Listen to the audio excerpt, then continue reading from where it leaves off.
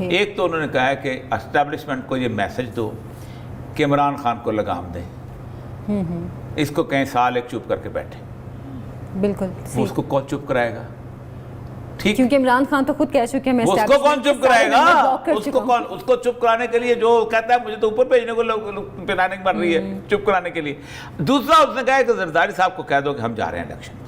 اچھا، اور اور ان کو میسج دے دو، یہ میں بہت ہارٹ سے موت بات کر رہا ہوں، میسج دے دو، یہ کنسلٹیشن مت کرو اتحادیوں کے ساتھ۔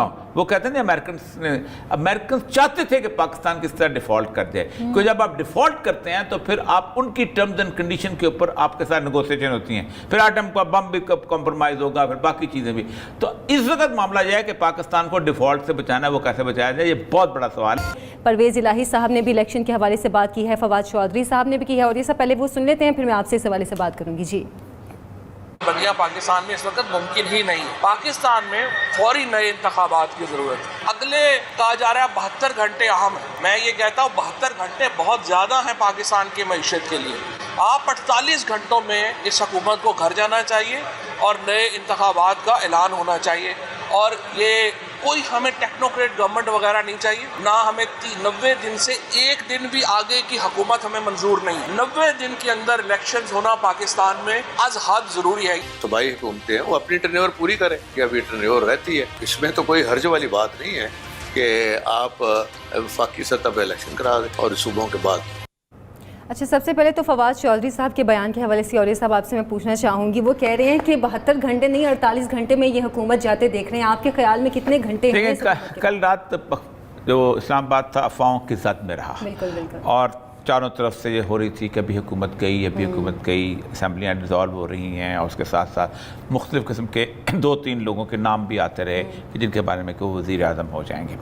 سچویشن یہ ہے کہ آج ہم اگر پورے ایک مہینے کو انالائز کریں، بلکہ پچھلے 2 مہینوں کو انالائز کریں، تو ہمیں حیرانی یہ ہوتی ہے کہ پاکستان کا ایک چلتے ہوئے سسٹم کو اچانک کس بنیاد کے اوپر جسے کہتے ہیں جھنجھوڑ کے رکھا گیا۔ بالکل۔ اس کی جھنجھوڑنے کی وجہ یہ ہے کہ بہت سارے لوگ بہت ساری خواہشات لے کے اس مارکیٹ میں آتے ہیں، جسے ہم سیاست کی مارکیٹ کہتے ہیں، اور اس سیاست کی مارکیٹ میں ایک تو سیاستدان ہیں جو ہمارے چل رہے ہیں، ایک ہے جس کا نام ہے اسٹیبلشمنٹ۔ اور میرا خیال ہے اسٹیبلشمنٹ اس 2 مہینوں کے اندر جتنی کھل کے سامنے آئی ہے اور جتنی پبلک کی برنٹ اس نے فیس کی ہے، میرا خیال ہے اگلے شاید کئی سالوں میں اسٹیبلشمنٹ دوبارہ شاید اس طرح کی صورتحال جو ہے اس کا شکار نہ ہو سکے۔ اسٹیبلشمنٹ نے یہ فیصلہ کیوں کیا؟ ایک تو مشہور وہ ہے جو عمران خان صاحب کا ایک وہ ہے جیسے کہ بیانیہ، وہ یہ ہے کہ ہم ایک خط آیا تھا اور امریکنز چاہتے تھے کہ وہ ایک بیانیہ ہے، اور وہ بیانیہ ایگزسٹ کرتا ہے، اس بیانیہ کے اوپر عالمی سطح پہ بھی گفتگو ہو رہی، اس کو ہم ایک سائڈ پہ رکھتے ہیں، لیکن اس بیانیہ کو امپلیمنٹ کرنے کے لیے وہ کہتے ہیں کچھ جو جناب میں اوکھیاں سن، کچھ گل وچ گامدہ شوق بھی سی، کچھ ہم لوگوں میں سے بھی ہماری اسٹیبلشمنٹ چاہتی تھی کہ عمران خان کے ساتھ اب بہت ہو گئی، اب کچھ اور کا راستہ نکالا، کچھ سانو مرندہ شوق، یہ مرنے کا شوق تھا۔ اس مرنے کے شوق کے ہوتا یہ ہے کہ پاکستان کے اندر ایک بڑی گندی روایت پیدا ہو گئی ہے، بیوروکریسی میں بھی اور ملٹری بیوروکریسی میں بھی، کہ جو باس چاہتا ہے نا، ہم اس طرح کی رپورٹیں بناتے ہیں، ہم اس طرح کا ماحول پیدا کرتے ہیں، اوپر شرابی ہے تو نیچے شراب چلے گی، اوپر نمازی ہے تو نیچے ٹوپیاں نماز کی ہوں گی۔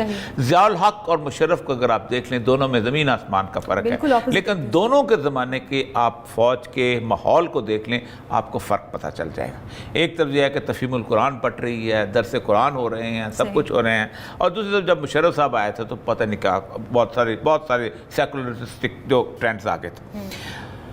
چونکہ اندازہ ہو گیا تھا کہ مرغ بادنما کہاں گھوم گیا ہے، تو گزشتہ 2-2.5 مہینے اس وقت سے پہلے رپورٹیں پیش کی گئی، اور کچھ رپورٹوں میں ظاہر بات ہے ٹھیک بھی تھا معاملہ، کہ عمران خان اگر آج چھوڑ کے چلا گیا تو یہ بہت ان پاپولر آدمی ہے، یہ پبلک میں نہیں جا سکے گا، جلسے خراب ہو جائیں گے، لوگوں نے اس پہ بڑی توقعات وابستہ کی تھی۔ دیکھیں بڑے بڑے لوگ جو تھے، بڑے بڑے اینکر جو تھے، وہ بھی عمران خان کو چھوڑ کے چلے گئے، اب اس کو ڈیفینڈ نہیں کر پاتے، چھوڑ کے چلے۔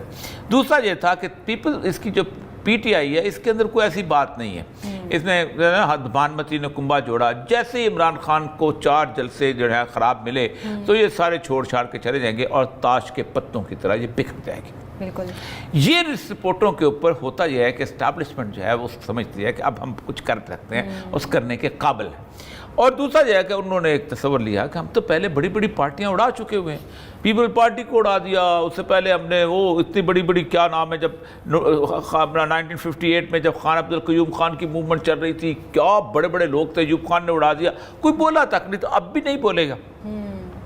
لیکن ٹو دیئر اٹر سرپرائز 10 اپریل کو جو ریاکشن ان کو دیکھنے کو ملا اس عمران خان کے جلسے، اس نے ان کو ایک دم سے کہتا گھبرا کے رکھ دیا.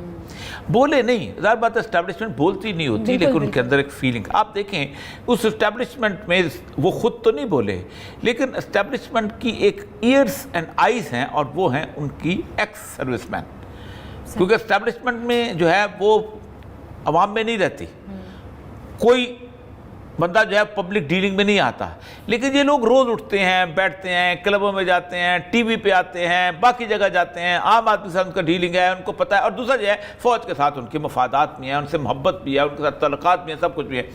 تو انہوں نے جس وقت اس پہ ریاکشن شو کیا، تو سب سے پہلی بات ہے میڈیا میں ان کے آنے کی پابندی لگی. بالکل اب تو یہ آبویس ہو گیا کہ پابندی لگی. اس کا مطلب یہ تھا کہ ان کو اندازہ ہو گیا تھا کہ ہم نے غلط اسٹیپ. لیکن یہاں تک بات رک جاتی. ہوا یہ کہ سب سے اہم ترین جس بندے کا پورٹرے بنایا گیا تھا، اور یہ 1986 میں جب شہباز شریف، اس کے بعد 97 میں جب پہلی دفعہ شہباز شریف جہاں لگا ہے، اور جب اس نے یہ جیل روڈ بنائی ہے، تو اس نے کہا تھا کمال آدمی ہے جی، کیا بات، کیا بات، یہ کمال کر دیتا ہے. اس کو پنجاب کی حد پہ ایک یورپ. آپ دیکھیں میں سیکٹری انفارمیشن تھا جب شہباز شریف دوسری دفعہ یہاں پر وزیر اعلیٰ بنے ہیں. میں پنجاب کا ہر اخبار میں خبر ہوتی تھی، پشاور کے لوگ کہہ رہے ہیں ہمیں ایک شہباز شریف دے دو، کراچی والے کہتے ہیں ہمیں وزیر اعلیٰ دے دو، ہم اس وزیر اعلیٰ کو چاہتے ہیں. وہ امیج بلٹ ہے. وہ خود بھی کہتے ہوتے تھے کہ دیکھیں میں 18 گھنٹے جاگتا ہوں، میری وجہ سے نون لیگ جیتتی ہے، یہ باتیں کرتے ہیں. یہ لوگ بھی ایون میں آپ کو یاد نہیں، ایک دفعہ میں اور پرویز رشید نے کہا آپ نے میرے صحیح طرح پورٹرے نہیں کیا. اچھا مجھے ہم نے کہا جب بہت ہو گیا. نہیں میری وجہ سے تو جیتنا سارا کچھ. ہم نے کہا بالکل آپ کہہ رہے. اس کا امیج جو ہے پرویز، اور میں پہلے بھی کہتا تھا کہ شہباز شریف پروونس سے اوپر کی چیز نہیں ہے. مطلب آپ کے خیال میں وہ وزیر اعلیٰ اچھے تھے؟ بہت اچھے. آج بھی کہتا ہوں میرا. اس کے لیے وزیر اعلیٰ کیا ہوتا ہے؟ آپ کو باپ نے پیسے دیے، یعنی فیڈرل گورنمنٹ سے آپ کو پیسے آئے، آپ نے پل بنا دیا. فیڈرل گورنمنٹ سے پیسے آئے، آپ نے شاندار قسم کا ایئرپورٹ ٹھیک کر دیا، آپ نے پی ایچ او سے یہ کر دیا. وہاں تو سوچنا ہے پیسے آئیں گے کہاں سے؟ وہاں پہ تو پیسے دینے والے بیٹھے ہوئے ہیں، آئیں گے کہاں سے بھائی؟ پیسے ہیں ہی نہیں. بالکل بالکل. یہاں تو آپ نے جا کے مانگ لیے، کچھ کر لیے، لے لیے، کچھ کر لیا. وہاں جا کے اس 1 مہینے کے اندر کوئی اور اگر بت ٹوٹا ہے تو نہیں ٹوٹا، شہباز شریف کا بت ٹوٹا ہے. اچھا. اور میں یہ سمجھتا ہوں کہ اس کو بت کو توڑنے میں جتنا خود نون لیگ کے اندر سے لوگوں کا ہاتھ ہے، کسی اور کا ہاتھ نہیں. مطلب آپ کے خیال میں نون لیگ میں تقسیم کی وجہ سے یہ ہوا ہے؟ ڈیفینیٹلی. اب دیکھیں نا، ایک آدمی اپنا ایک وزیر مقرر کرتا ہے، اور وہ ہے فائنانس منسٹر.